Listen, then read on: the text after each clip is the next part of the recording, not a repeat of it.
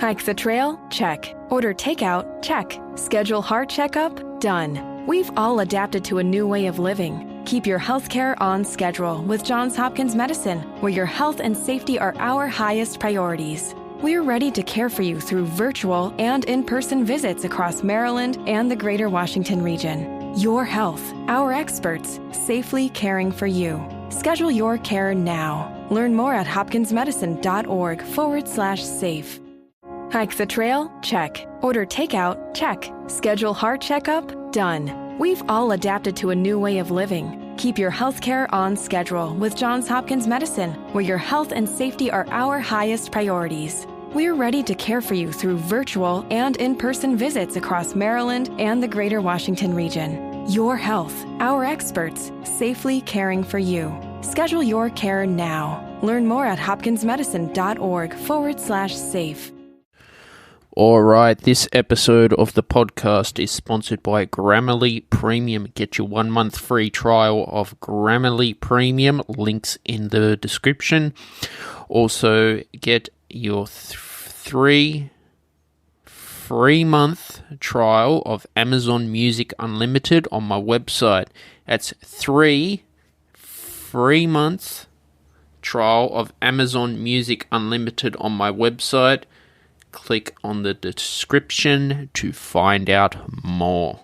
Welcome to the Stephen Shiels radio show. Today I've got Sarah Hamilton. How are you, Sarah? Hello, I'm good. Happy New Year for 2021. What are your goals for this year and what do you plan to achieve?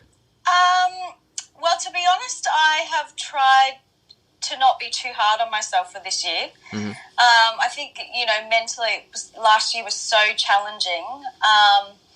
And in terms of building up some sort of momentum with career and work and everything. And it's just, I think it's so unknown what's happening at the moment that I'm worried that if I set goals as such, that I'm going to be disappointed because they're not going to be able to happen.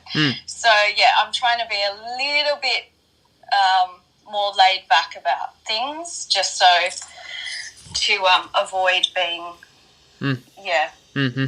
disappointed, I guess. I'm glad 2020 is in the past because Yes. It was a rough year for everyone, myself too, starting my own company. Yeah, no, that's good. It's good to just move on from 2020.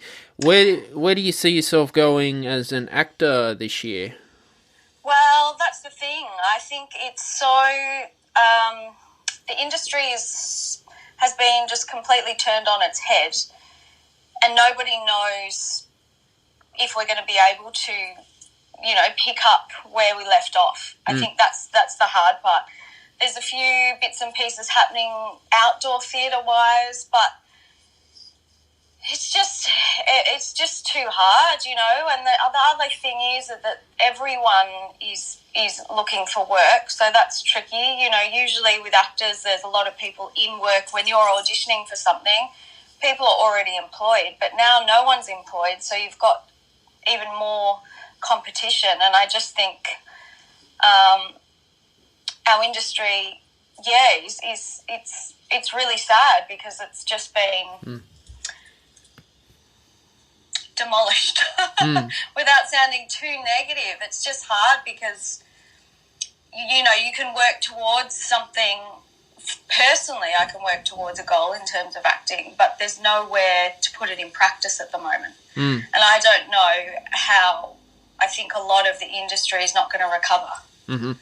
Because it's already hard enough, people putting on theatre companies, it's hard enough. And I think in terms of what's happening on the screen, people just want to see familiar faces, and there's not that sort of wide opening for people that are necessarily not one of the standard faces that we always see on TV. No, well, that's exactly right. I mean, the industry's sort of gone down at the moment. Hopefully it picks up in 6 months' time, depending on the circumstances. But, it comes down to if these companies or if these production companies or theatre companies can hang in till then. I think a gatekeeper finishes in March, and it comes down to if they've got collateral behind them, which people, like, you know, this industry is not made like that. We don't just have money sitting around. It's reliant on continuous movement, and it's a really short sort of bracket there anyway in terms of profit. How come there's not a lot of collateral with production companies? I think, you know, with the bigger companies, I'm not so much talking about bigger companies because that's an international thing and that's a different ball game. I just think that there's not much theatre, and it's not in our culture here. So you go to England and every corner of every little town there's a theatre. Here there's not. There's not many places to put on theatre. If there is, it's really expensive just to hire the space, number one. Number two, you've got to get the rights for the play, which can be really expensive as well. And this is all money you've got to have before you even start thinking about a return. You've got to rehearse actors. You've got to pay them to rehearse. Es mejor llegar tarde a casa que nunca volver a llegar. Es mejor llegar tarde al trabajo que nunca volver a trabajar. Y es mejor recoger tarde a tus hijos que nunca volver a recogerlos. Llegar tarde a donde vayas por esperar a que pase el tren es mucho mejor que arriesgar tu vida tratando de ganarle el paso. Por algo existe el dicho, más vale tarde que nunca. Alto, el tren no para. Mensaje de Nitsa. You know, still haven't seen $1 unless you get a grant. But again, our government is not really that way inclined, you know, with the arts. So they've made all these massive cuts, and it's just slowly weaning people out. And I think, the profit is so small anyway. And then getting people to the theatre is another thing. If it's not a big show, if it's not something that they know, or if there's not like a B-grade TV star in it, they just, you know, the average person doesn't go. Unless you're into, you know, obviously, unless you're into theatre. But, yeah, I think there's quite a few reasons. In Australia, I'm talking about. But, yeah, it's just the way it is here. Have you given up on pursuing your dreams to be an actor, or what do you plan to do with your? I don't think I've given up. I think it's what I've always done. I think if I was going to give up, I would have already given up. Like, I'm 36 now, and for me to suddenly swap careers is a little bit scary. Also because that's my qualification. So at this age, it's not like I can just say, oh, well, I've studied to be a nurse just in case. It's like, no, I've committed to this. I'm a singer as well. And I've committed to a life in this industry. I also have a children's entertainment business as well. So, yeah, I don't, you know, and I've never had specific goals or dreams. It's just that I want to be employed. So whatever that means, I don't have the desire to be famous or anything like that. I never have. So, yeah, I think I come at it from more of a practical sense rather than it being like a dream. I think with people, when they think about our industry, it's all, you know, up here and it's your name in lights, and it's not like I'm going to get this qualification and I'm just going to get a job. You know, but for me, that's practically how it is. What's kept you going during the hard times, Sarah? Good question. Look, it was pretty tough mentally. I think for me, with life in general, my motivation and my stimulation comes from being busy, from being in 5 places at once on any day, meeting different people, also different work, like, you know, doing this job one day and doing this job the next day. So it was really tough for me, being just left with my own thoughts. But I sort of, because of my business in children's entertainment, we sort of plunged into that, just trying to keep that moving. So I really focused on that. That gave me a bit of a focus. I really struggled to be motivated in terms of my own work, to be honest with you. But with the kids stuff, it's different because you've got an audience there. So it's like, well, if I do this, kids are going to see it. Whereas if I'm at home and I'm practicing a monologue, it's a bit like, where does that go? I'm a bit result driven, which is not good. I mean, it's good in some way, but it's not a great thing for actors to always have to have a result. Like, I should be able to just learn a monologue for my craft, just to build my craft. But yeah, for me, I learn it because I like there to be an end point with it. I like to be able to perform it, or, you know, there's a specific reason why I'm learning it. What's a monologue for the audience? Oh, right. So a monologue is basically a speech that one actor has by themselves. So it's not a conversation. It's a moment with just that one character. And as an actor... And it's like an inner sort of dialogue. As an actor, Sarah, you have to read a script. Is that correct? Or do you improvise? It depends what you're doing. I think there's depends what job. I mean, if you're doing a play...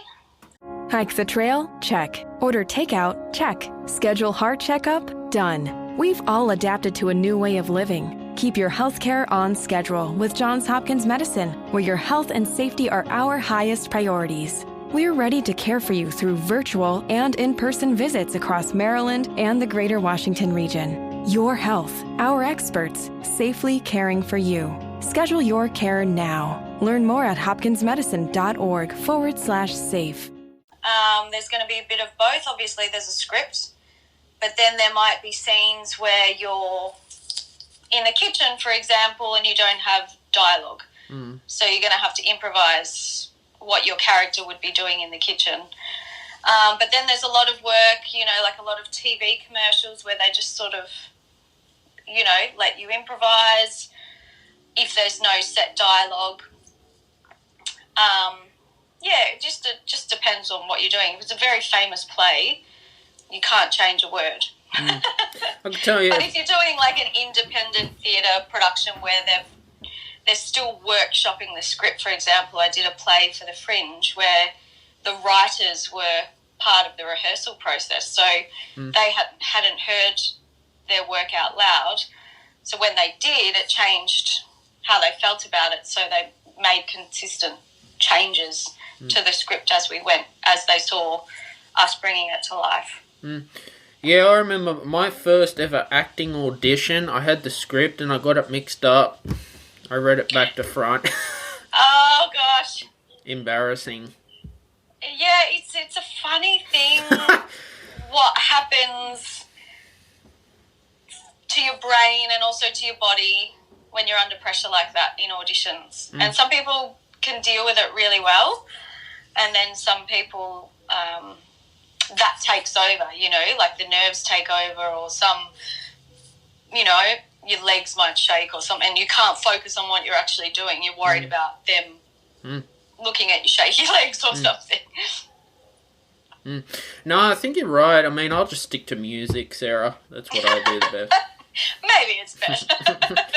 No. Yeah, I think, you know, when you actually get a job, it's very enjoyable, but the process to get a job is probably, I mean, I guess some people like that, but I don't. So you've never had a dream to be on the Hollywood Walk of Fame and have your Absolutely name not. on a star? No. You know? No, I think, you know, for me, like I say, I'm a realist. I've always been a realist. So, yeah, there's a few... Yeah, I don't... And that sort of drive and determination to do whatever it takes, I don't have. I'm not ruthless. So that's what you need to get somewhere like that. No, it's, yeah. Because you get like big actors like Leonardo DiCaprio. He was playing in a movie called Once Upon a Time in Hollywood. It was sort of like an old school movie. And you got Dwayne Johnson, you got Sylvester Stallone playing in Rambo, Arnold Schwarzenegger, who was a bodybuilder, then went to acting. I was always wondering how they get so successful so quick in such an industry. Yeah, it's a bit of a mystery over there. I think a lot of the time there's some sort of connection within the industry initially. So a lot of them will have family in the industry, or there's some way in, or it's a bit like here with reality TV, and then suddenly every reality TV star is an actor, even though they've never been an actor before. And it's like, well, hang on a second, they were just, they're just a random, but because people have this weird thing about familiarity in that sense. It's like, well, I know your face, so that makes me feel comfortable. So even if you're a bad actor, I really like you, so that's all that matters. But I think, I don't know.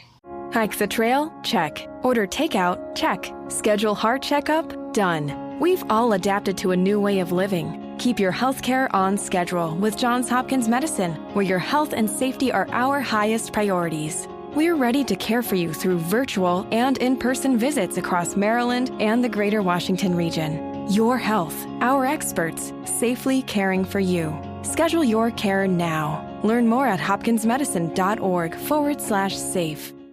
Hike the trail? Check. Order takeout? Check. Schedule heart checkup? Done. We've all adapted to a new way of living. Keep your healthcare on schedule with Johns Hopkins Medicine, where your health and safety are our highest priorities. We're ready to care for you through virtual and in-person visits across Maryland and the greater Washington region. Your health, our experts, safely caring for you.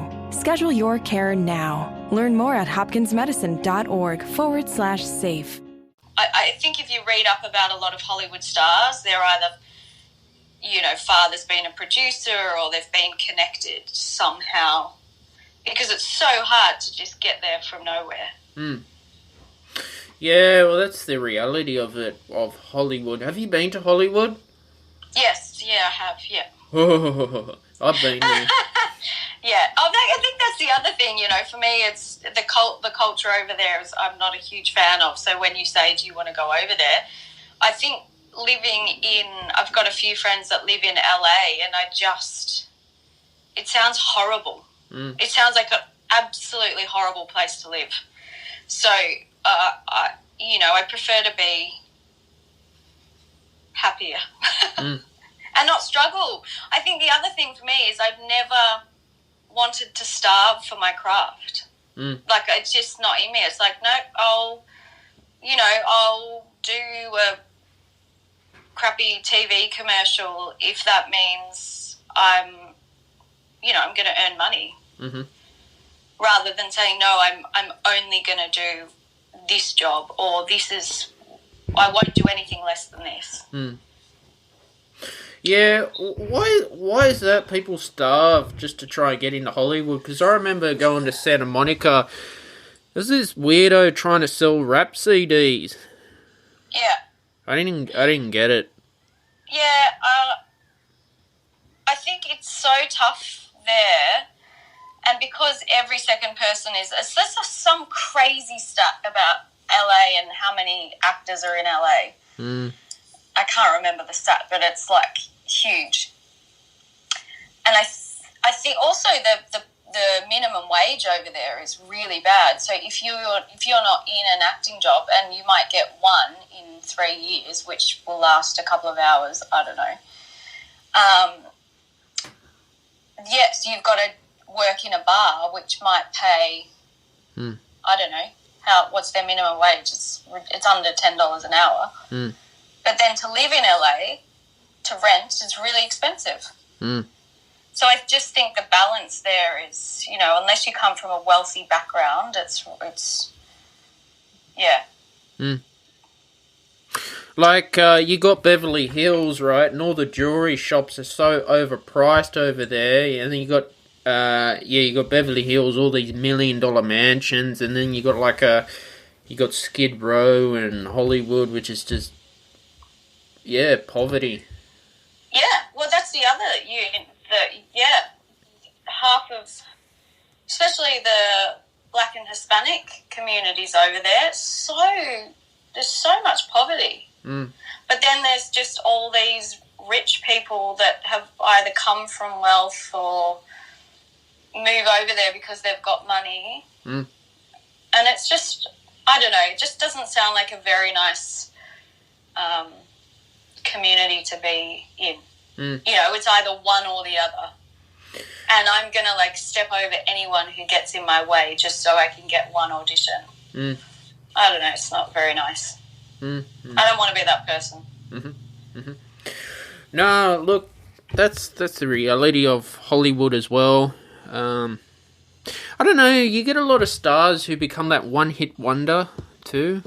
Yeah, well, yeah, I think, you get your one shot, and if for some reason that one shot doesn't work out for you, you're just struggling.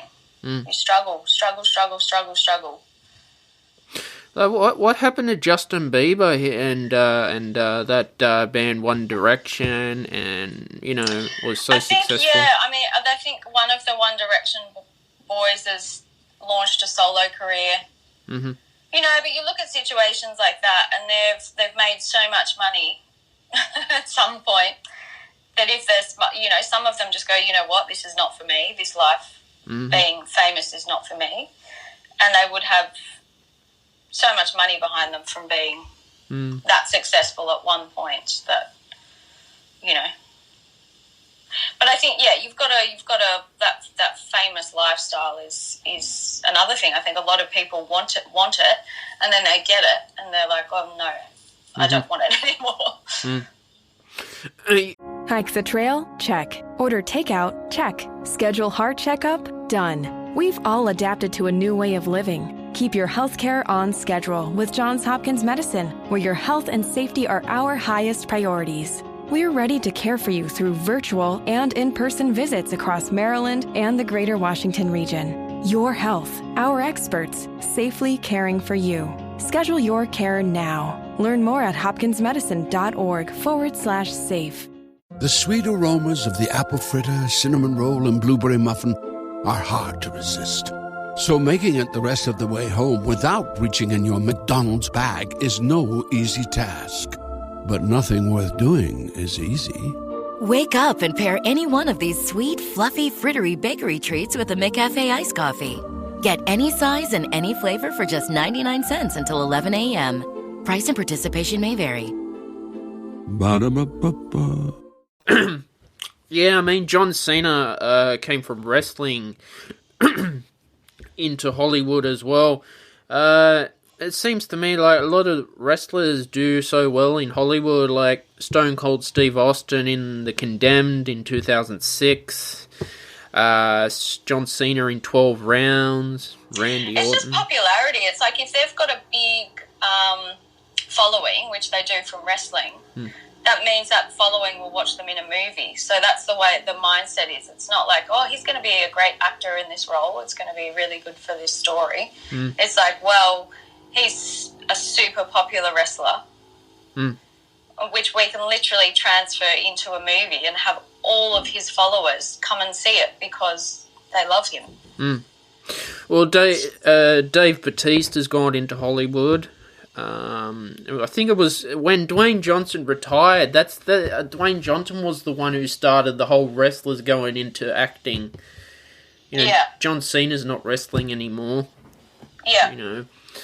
Yeah, lucky them, hey, that they can just suddenly go from wrestling to acting. I mean, John Cena's it's such a bad actor. It's awful, it's awkward to watch.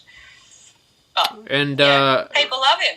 So Randy Orton's still wrestling, and he's played in a couple movies as well. The Condemned. Yeah. It's pretty cool. It's cool for them. Not for actors who have worked decades that never get anywhere. Oh, that's it. You know, that's where the industry's going, I feel. Yeah, I agree. It's that, and like I was talking about the, reality TV shows here. It's the same. People like, oh yeah, I know that person. I saw them in this show, or they felt connected to them somehow. So then they transfer into acting, and people definitely like that. Yeah, I remember there was a show called Home and Away, and you had Neighbours. That was a big Australian TV show as well. Still is. Yes, is it? Still going. Yep. Massive in England, by the way, but both of those shows. And then that's what kept them going at one point. I think Neighbours almost finished, but they had such a following in England. I think maybe, I could be wrong, but I think maybe one of the English networks got them out of a jam, maybe, if I'm remembering correctly. Yeah. And there's another show that's gone on for years, The Bold and the Beautiful on Channel. Yeah, yeah, I know. It's hilarious. But that's, I think that's the other thing about being in Hollywood, that you've got to want to change your whole body and your whole face, and, that all costs money as well. Are you serious? Of course. Jesus Christ. If you look at any Hollywood film and any lead actress, they've all had plastic surgery. Why? It's just what is expected. And that's what people want to see. They don't want to see people getting older. They don't want to see imperfections. That's weird. Yeah, if you look at a before and after picture of anyone, like Nicole Kidman or anyone, it's like, yeah, your nose wasn't like that before. Yeah. Yeah, I don't know why you have to have that look just to get that movie role. Absolutely. The sweet aromas of the apple fritter, cinnamon roll, and blueberry muffin are hard to resist. So making it the rest of the way home without reaching in your McDonald's bag is no easy task. But nothing worth doing is easy. Wake up and pair any one of these sweet, fluffy, frittery bakery treats with a McCafe iced coffee. Get any size and any flavor for just 99 cents until 11 a.m. Price and participation may vary. Ba-da-ba-ba-ba. Absolutely. Yeah. I mean, if you're talking about Hollywood. So England, the industry in England is very different. Like their women, especially women I'm talking about, are a lot more varied. I prefer the independent. Can do what I want. Yeah, but independent means independent. That means independently funded, supported. Like, it's hard. It's really hard to do independent work and not come out of it completely broke. That's just for that producer. That's just my opinion of it. Yeah. It's it's you got like big celebrities like Dr. Phil as well, who's pretty big. And he's massive because he's got his own product. If you've got your own product, then you can license it, right? And he's written books, it's all his. It's not like he's been hired to do something. That whole concept of that TV show, he owns obviously his books, and because he's so qualified as well. So it's like the writers of a song, or if you write the song, it's technically yours, right? Unless you're with a record company, they own it. And then they own it, yeah. But for a singer, if you ask me to sing your song, I'm just the voice for your song. Yep.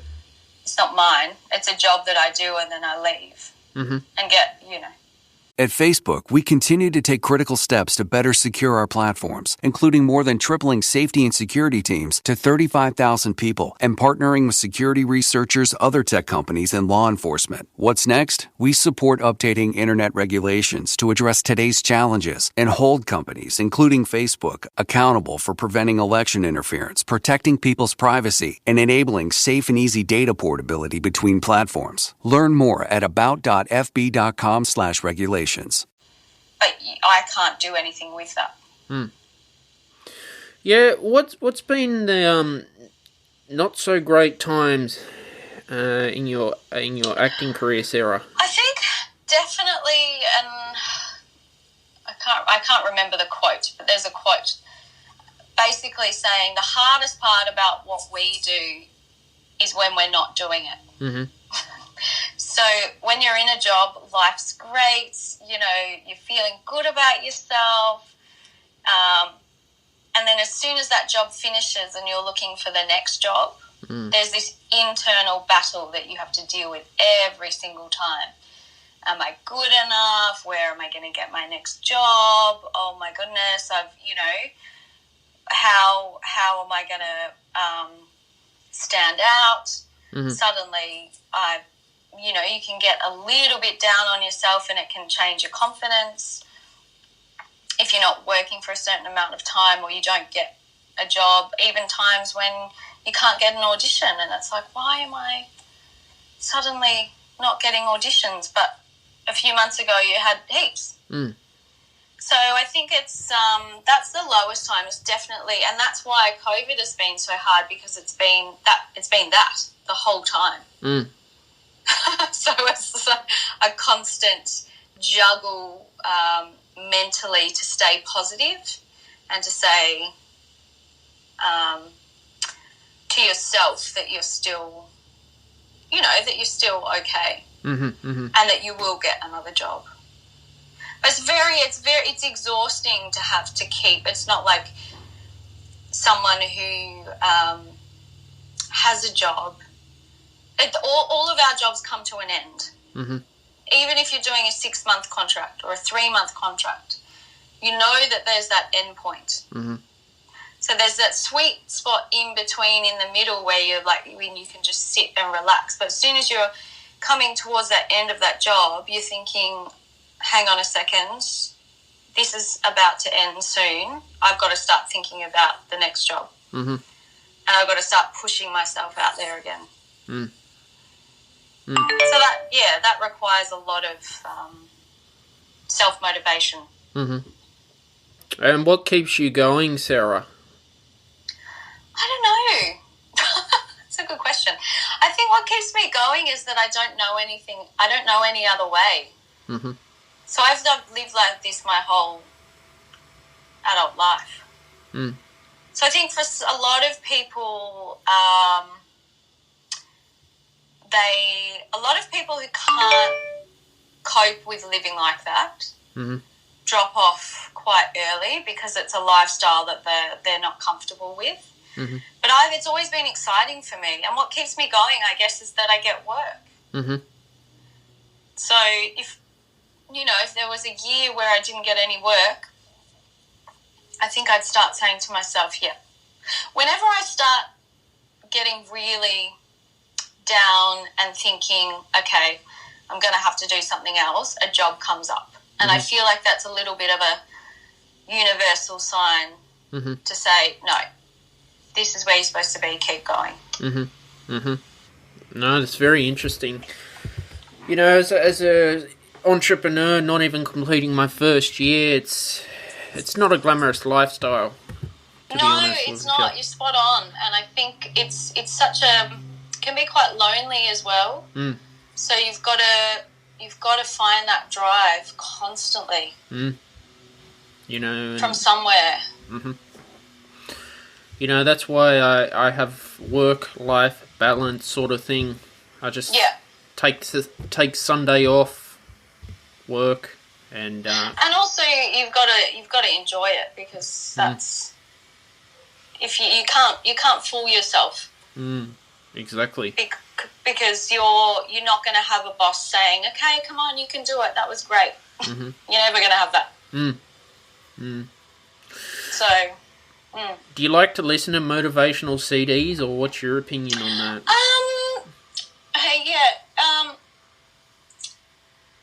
I like reading books, like self-analytical books. So I'm reading a book at the moment called The Happiness Project, which is basically about a woman. She lives in New York. She's got on paper she's got a great life, but she feels like she should be happier than she is. So it's about, it's a real first world problem kind of book. But it's quite interesting to delve into yourself and say, I'm healthy, I've got a partner, I've got a house, I've got everything to be comfortable, yet why is there something holding me back from being completely happy? And I'm not saying that that's me, but I just find it really interesting. Do you ever get days where you just feel like you want more than you have?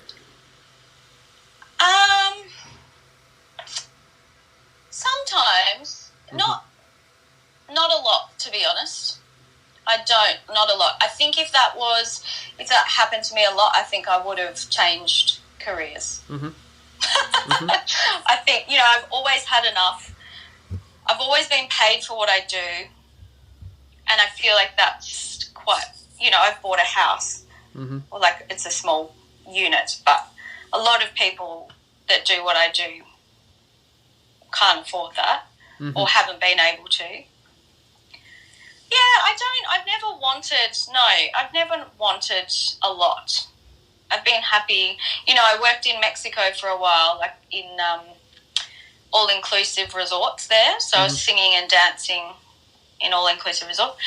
And I lived in some of the tiniest places. It didn't bother me. Sometimes you get a bit uncomfortable, but I kind of like that challenge in life. I don't like being super comfortable all the time and life being that easy. I think that's really boring.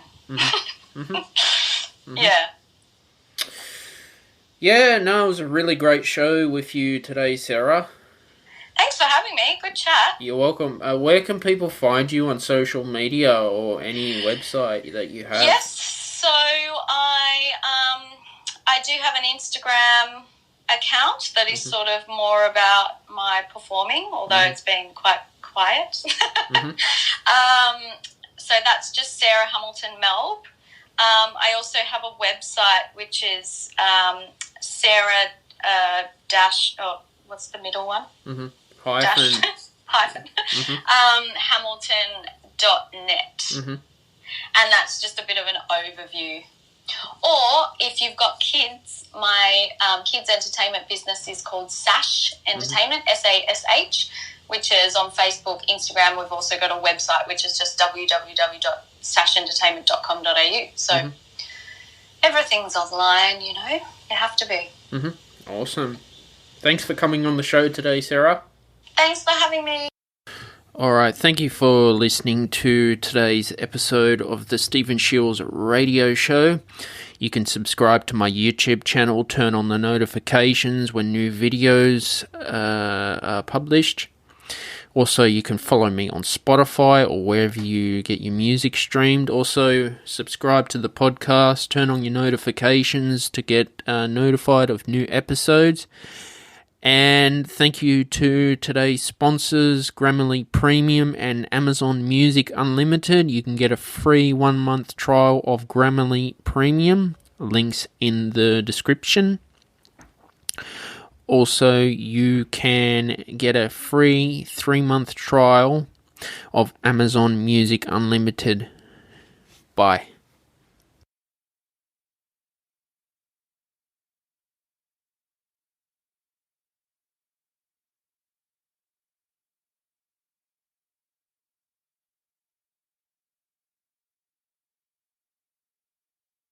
Warning, this product contains nicotine. Nicotine is an addictive chemical. Views Alto, America's favorite vape. Get convenient 4-pod packs so you can stay in the moment more and run out for refills less. Views Alto, available in 1, 2, or 4-pod packs. Get yours in store today. Views, charge beyond. Vapor products, underage sale prohibited. Based on 2020 retail scan data of reported total Views Alto sales volumes. The sweet aromas of the apple fritter, cinnamon roll, and blueberry muffin are hard to resist. So making it the rest of the way home without reaching in your McDonald's bag is no easy task. But nothing worth doing is easy. Wake up and pair any one of these sweet, fluffy, frittery bakery treats with a McCafe iced coffee. Get any size and any flavor for just 99 cents until 11 a.m. Price and participation may vary. Ba-da-ba-ba-ba.